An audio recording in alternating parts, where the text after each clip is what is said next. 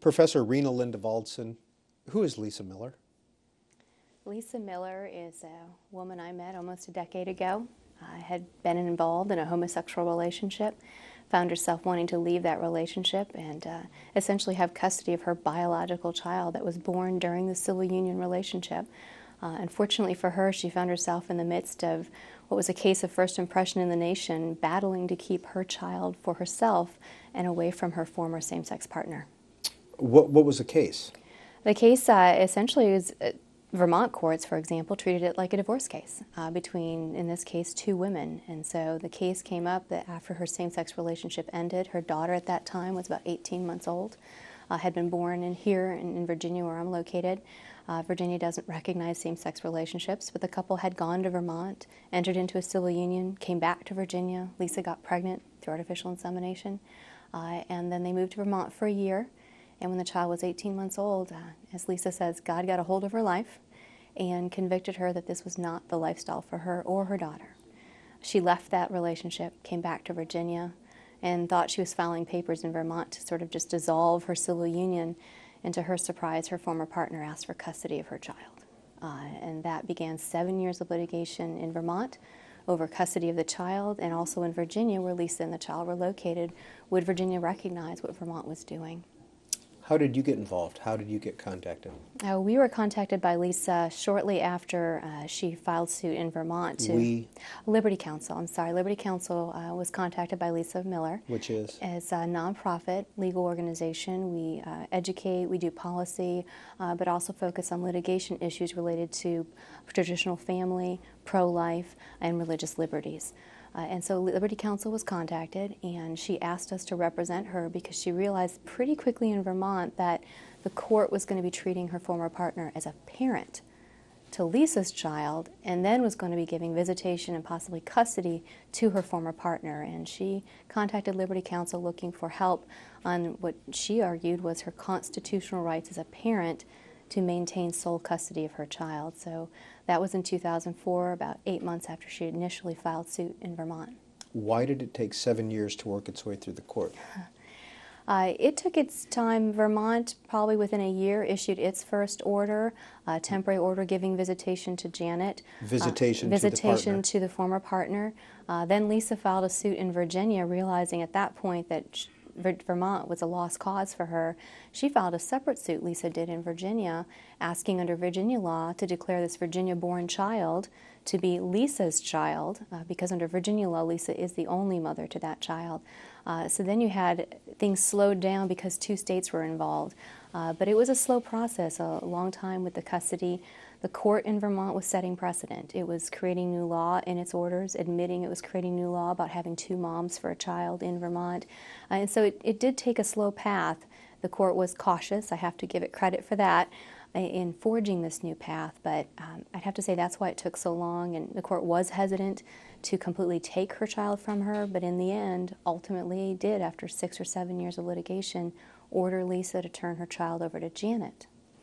Because the Vermont court did? The Vermont court did, yes. And again, it's because Vermont saw this as just like a marriage between a husband and wife, and if one spouse is not giving visitation to the other spouse, which after a while Lisa did stop giving visitation, she argued to protect her child, the Vermont court did what, under its own view now of family, was going to do, which was order Lisa to give up her child because she wouldn't give visitation anymore. Where is Lisa now? I have no idea. The only thing I know is there have been some court proceedings taking place. There's been some people arrested. 2 pastors have been arrested at one point, allegedly helped Lisa flee the country. Were they affiliated with Liberty Counsel? They were not. Both of them are Mennonite pastors, and I know all of this through the affidavits that have been filed in court, so I can access the court websites, and through media reports, there's been some coverage on it. One was a Mennonite pastor in Nicaragua, I believe, and he was alleged to have been involved in helping her. Another was a Mennonite pastor here in this country who is alleged now and is facing trial for helping her allegedly flee the country. So based on... With her child? With her child. So based on those documents, it seems as though at one point she was in Nicaragua, but that's all I know as far as what's in the court papers. So, Professor, you were her lawyer at the time, and then the court case came down, And is that when she fled the country? Actually, the timing's different. We were waiting for, as you imagine, over 7 years, there were a lot of motions made for changing custody, switching custody. And so one had been made, and we were waiting for the court to decide. It had been, I think at that point, a month or so, the court hadn't decided. So she actually, according to when the papers say she left the country, left about a month before the judge issued the order switching custody. And total surprise to you as her lawyer? Complete surprise to me. We talked a lot. It's no secret, according to the media. We both went to the same church here in Virginia. So I had spoken to her within the week before she left, and she was talking about applying for jobs, visiting family members that were moving shortly.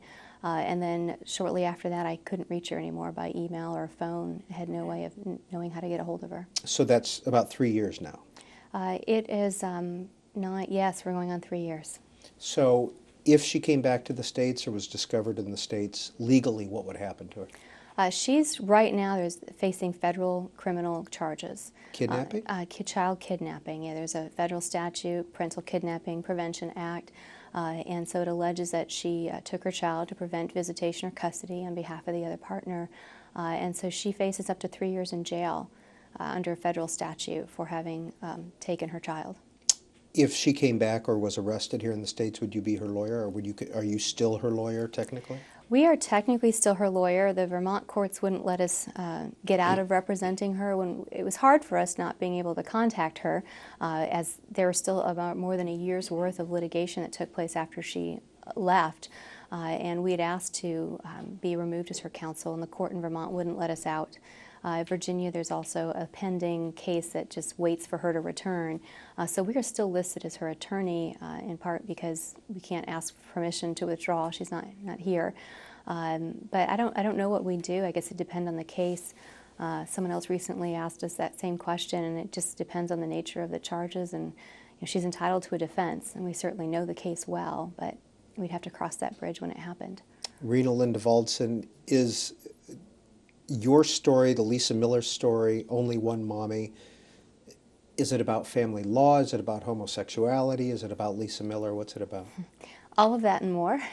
It starts out telling the life story of Lisa, because I think that's very important to understand. From my perspective, I know it's not easy for someone to leave homosexuality, but there is an element of choice, I believe, involved. And you can find yourself in this lifestyle and have to work to get out of it. But she had a very rough childhood and had a series of addictions before she even got involved in homosexuality, from alcoholism to cutting to drugs, diet pill type drugs. And so this was just, as she characterized it, the last of her addictions that she had. She turned to this for answers. So I thought it was important for people to understand at least one woman's story of what led her to get involved in homosexuality. For her, it was a choice. And it was a choice she made to get out of that lifestyle. So I want everyone to hear that story, but I want churches to hear that story even more particularly, because I don't think the church does a good enough job ministering to those struggling with homosexuality. We fall short, we don't understand it, and so I'm hoping through her story, churches will be more involved in reaching out to those struggling with this, as we would with other issues, welcoming them into the church and helping them see that there's another life choice that they could be making. But it's also meant to wake up America. I know that there is a battle taking place in our schools, in our courtrooms and legislatures, and we need to know what's taking place. I don't think parents and citizens know what's taking place, particularly in our schools. There is an overt, active agenda to teach the young generation that this lifestyle is acceptable and normal. And from my perspective, and I think biblically, it's not. And parents need to know it's taking place so they can make informed decisions and hopefully get involved to change the course that we're on. More and more states are allowing gay marriage. It's working its way through the Ninth Circuit in California. Ted Olson is supportive of it. Is it inevitable that this country at some point will accept gay marriage legally? Well, if only we were all fortune tellers. I think the path we're on right now suggests that that's the case. Me being a Christian, believing in God's ability to change hearts and minds, I don't know what the future holds. I think it involves a grassroots movement, not just political, but a grassroots movement of taking us back to a basic understanding of right and wrong and morals and being willing to stand for what we believe in. If that were to happen in large measure, I don't know that this is inevitable. I think we can stop it. But if we continue on the path we're currently on, I think you're right.